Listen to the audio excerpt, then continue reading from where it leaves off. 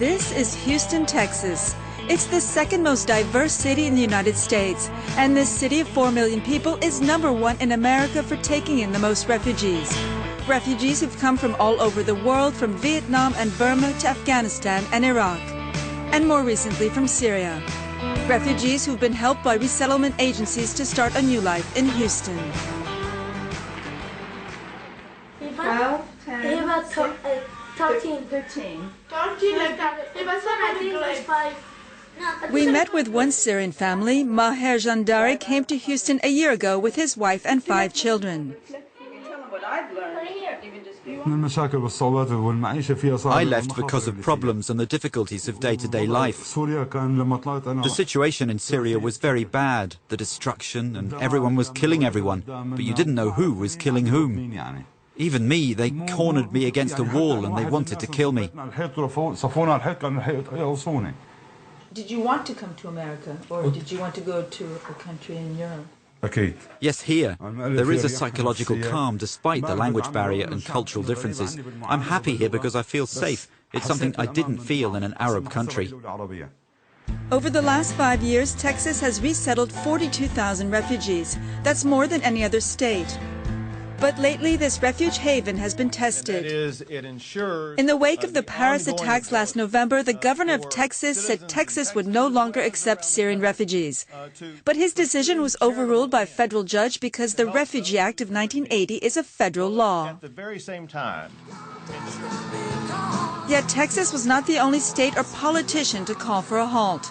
After further terrorist attacks in California and Brussels, Donald Trump took the anti-refugee stance one step further.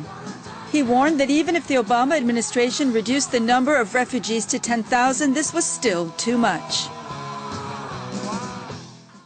All of these people that they want to bring in from Syria, we're funding visa programs. No, think of it. Which, by the way, we have no idea who they are, where they came from, and they're young and they're strong, and there's a lot of men. And you look at this migration, and you say, maybe it really is the ultimate Trojan horse. Look at what's happening. Ali al-Sudani is an Iraqi refugee who came to Houston in 2009. Today, he's director of refugee services at Houston's Interfaith Ministries and is a U.S. citizen. He says Trump and other politicians have just got it wrong when it comes to refugees.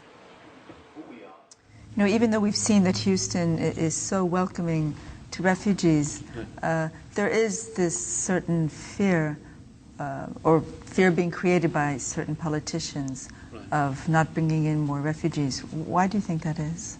Well, absolutely, it's ridiculous. I think it's funny, actually, when I hear such kind of claims, because the terrorists and some radical groups, if they want to infiltrate the system, probably this is not the fastest way for them to come to Europe or to the United States or to any other country.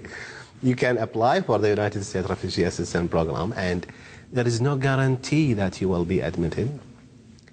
Refugees are subject to the most comprehensive and rigorous check, more than any other traveler who are coming to the United States.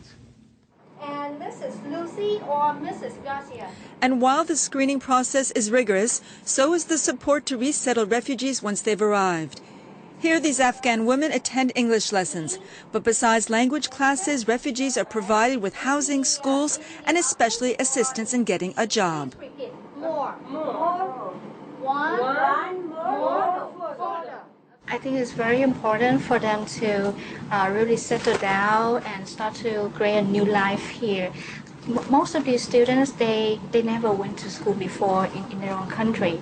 So this could be the only chance that they can get an education, and it's fantastic that we can give it to them. This is the Afghan Village restaurant in Houston. Some of its employees are refugees, as is the owner who came from Afghanistan 17 years ago. Do we have the 59 ready for... Omar Yousafzai earned a law degree in Houston and worked for a refugee service agency before opening this restaurant. He says he's never been discriminated against. He blames right-wing media and politicians for stoking the flames of a fire that just doesn't exist. I'm Muslim. I love this country, and I worked for the government, and I will work any time, any given time, they ask for me for my help, I'll love to do it. But if you're excluding Muslims because they are a threat, if I was a threat, you wouldn't be standing in front of me.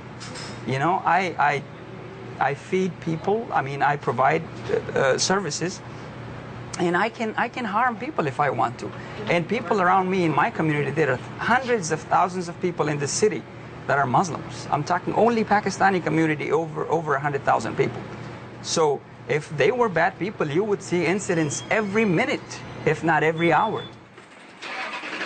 For Maher, like other refugees in Houston, the city still offers a safe haven far from the political storms brewing over immigration. He's thankful for Houston's offer to pursue the American dream.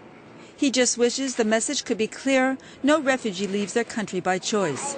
He says Syrians need sympathy, not suspicion. Throughout the world, in every country, there are potential terrorists. And there are those who are for the regime and those who are against it. There just has to be one incident in the US or an explosion in Germany, and everyone will say a Syrian was behind this. But that's not right. Syrians have become scapegoats for the entire world.